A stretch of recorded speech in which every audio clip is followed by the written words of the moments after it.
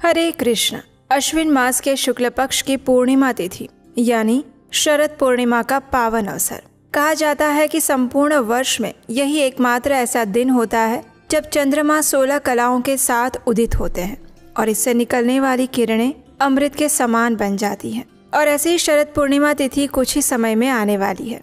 तो चलिए आज के इस वीडियो में जानते हैं कि इस बार शरद पूर्णिमा कौन से दिन आ रही है, इस दिन के शुभ मुहूर्त कौन से रहेंगे, पूर्णिमा का स्नान और दान करने का समय क्या रहेगा, इन सब के ऊपर आज हम चर्चा करेंगे। तो आइए आज का शरद पूर्णिमा कब है, ये विशेष वीडियो आरंभ करते हैं। इस बार वर्ष 2025 में शरद पूर्णिमा 6 अक्टूबर 2025 सोमवार को आ रही है। अश्विन मास की पूर्णिमा तिथि का प्रारंभ हो रहा है 6 अक्टूबर 2025 दोपहर 12:23 पर और ये पूर्णिमा तिथि समाप्त होगी 7 अक्टूबर 2025 सोमवार सुबह 9:16 पर। तो इस प्रकार अगर देखा जाए तो शरद पूर्णिमा तिथि 6 अक्टूबर 2025 को मनाई जाएगी, क्योंकि चंद्रमा का उदय 6 तारीख को रात्रि में पूर्णिमा तिथि के अवसर पर अपनी 16 कलाओं के साथ होगा। तो इसलिए पूर्णिमा के दिन उपवास का पालन 6 अक्टूबर को रखा जाएगा। इस दिन पूर्णिमा की रात्रि में किए जाने वाले जप, तप, साधना इत्यादि कार्य भी 6 अक्टूबर 2025 को किए जाएंगे। लेकिन पूर्णिमा के दिन किया जाने वाला प्रातःकालीन स्नान और दान अगले दिन यानी कि 7 अक्टूबर को सुबह जब पूर्णिमा तिथि उपलब्ध रहेगी उसी समय पे किए जाएंगे। तो इस प्रकार से 6 अक्टूबर को हम पूर्णिमा तिथि का पालन करते हुए उपवास, व्रत इत्यादि रख सकते हैं। रात्रि में चंद्रदेव को अर्घ्य अर्पित कर सकते हैं और हमारी आध्यात्मिक साधना कर सकते हैं। लेकिन पूर्णिमा का प्रातःकालीन स्नान अगले दिन सुबह यानी कि 7 तारीख को सुबह किया जाएगा और उसी वक्त पूर्णिमा के उपलक्ष्य में प्रातःकालीन दान भी दिया जाएगा। चलिए अब देखते हैं कि पूर्णिमा वाले दिन यानी 6 अक्टूबर को और कौन कौन से शुभ मुहूर्त हमें प्राप्त हो रहे हैं। इस दिन ब्रह्म मुहूर्त का समय रहेगा सुबह 4:39 से लेकर 5:28 तक। इस दिन सूर्योदय होगा सुबह 6:17 पर और सूर्यास्त होगा शाम 6:01 पर। इस दिन प्रातः काल में भगवान श्री विष्णु और भगवान सत्यनारायण देव की पूजा अर्चना करने का समय रहेगा सुबह 5:03 से लेकर 6:17 के बीच में।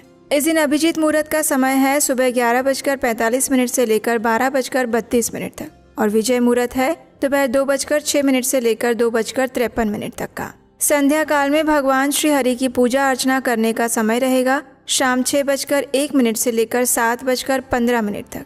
इस दिन राहु काल का समय सुबह आरंभ हो रहा है यानी सुबह 7:45 से लेकर 9:13 के बीच में। इस समय में किसी भी शुभ कार्य का आरंभ या अनुष्ठान करने से बचना चाहिए। शरद पूर्णिमा के दिन यानी 6 अक्टूबर को संध्या में चंद्रोदय होगा शाम 5:27 पर। अगले दिन प्रातः काल पूर्णिमा का स्नान करने का समय रहेगा यानी 7 अक्टूबर 2025 मंगलवार के दिन सुबह 4:39 से लेकर 5:28 के बीच में। उस दिन प्रातः सूर्योदय होगा 6:17 पर। इस दिन प्रातः में 6:14 पर चंद्रदेव अस्त हो जाएंगे, इसलिए अपना प्रातःकालीन स्नान विशेषकर पूर्णिमा तिथि को जो समर्पित है वो प्रातःकालीन स्नान और दान सुबह 6:14 से पहले ही कर लिया जाना चाहिए। इसी समय के दौरान आप अर्घ्य अर्पित कर सकते हैं, पितरों के लिए तर्पण कर सकते हैं और दान दे सकते हैं। कई स्थानों पर उदया तिथि के अनुसार पूर्णिमा का पालन 7 अक्टूबर को भी किया जा रहा है, क्योंकि 7 अक्टूबर को सूर्योदय के समय में पूर्णिमा तिथि उपलब्ध है। तो ऐसे में 6 अक्टूबर को शरद पूर्णिमा का उपवास, ध्यान, साधना, जप, तप इत्यादि किया जाएगा। 6 अक्टूबर की रात्रि में ही चंद्रदेव अपने पूर्ण कलाओं से खिलेंगे और 7 अक्टूबर को सुबह प्रातःकालीन स्नान और दान दिया जाएगा। शरद पूर्णिमा का दिन अत्यंत पावन दिवस होता है। इस दिन पर जब चंद्रोदय होता है तो चंद्रमा की किरणों से अमृत बरसता है और इसका शुद्ध और दिव्य तेज प्रत्येक मनुष्य के ऊपर पड़ने से कई रोगों का निवारण हो जाता है। ये पूर्णिमा तिथि यानी शरद ऋतु की पूर्णिमा आध्यात्मिक साधना के लिए भी अत्यंत महत्वपूर्ण है। इस दिन ब्रह्मांड में विशाल मात्रा में सकारात्मक ऊर्जा व्याप्त रहती है। इस दिन भगवान श्री विष्णु और माता लक्ष्मी की पूजा की जाती है। गंगा स्नान और दान का भी विशेष महत्व है। भक्तगण शरद पूर्णिमा की रात्रि में चंद्रमा की किरणों के नीचे दूध, पोहा, खीर इत्यादि बनाकर रखते हैं और मध्य रात्रि तक उसे चंद्रमा की किरणों के नीचे रखा जाता है और उसके बाद प्रातः काल में उसका सेवन किया जाता है। आयुर्वेद की दृष्टि से अगर देखा जाए तो चंद्रमा की सीधी किरणें जब इन व्यंजनों के अंदर पड़ती हैं, विशेषकर खीर, दूध, पोहे इत्यादि में, तो उसके औषधीय गुण अनेक गुना बढ़ जाते हैं। इसे कोजागर व्रत भी कहा गया है और साथ ही इसे कौमुदी व्रत भी कहते हैं।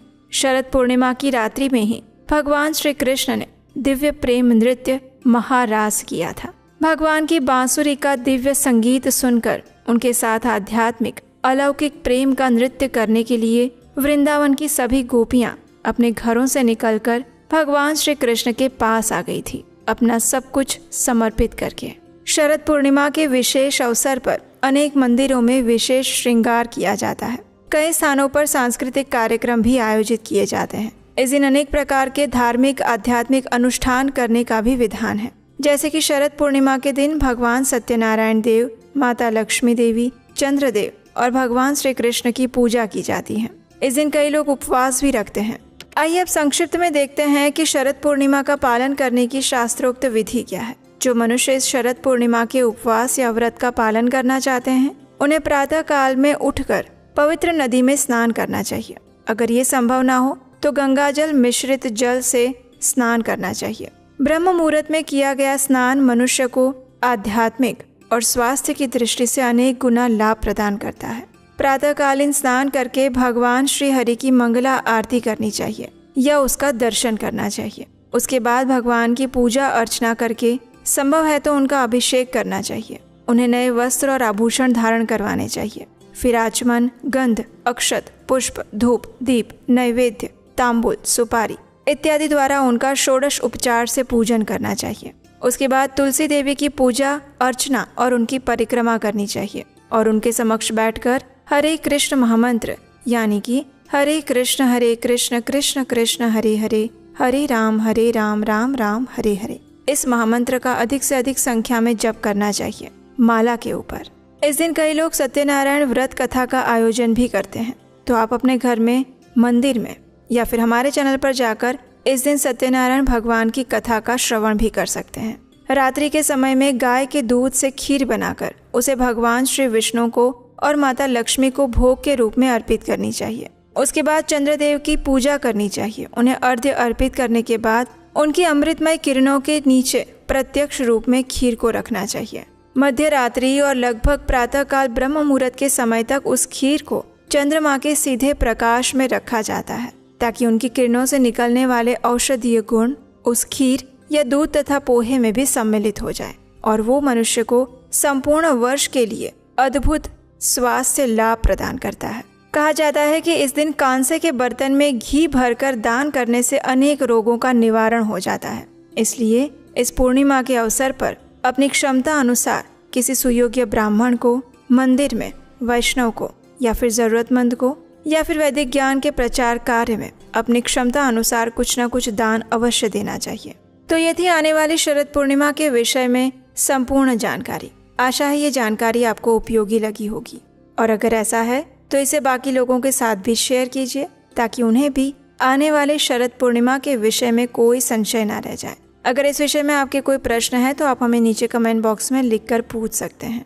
और अगर पहली बार इस चैनल पर आए हैं तो आपके अपने चैनल उपदेशाष्टकम को सब्सक्राइब करके जाइएगा, नोटिफिकेशन ऑन रखिएगा ताकि ऐसे ही वैदिक शास्त्रों से ली गई प्रमाणभूत जानकारी और पौराणिक कथाएं आपको निरंतर मिलती रहे बिना किसी मिलावट के।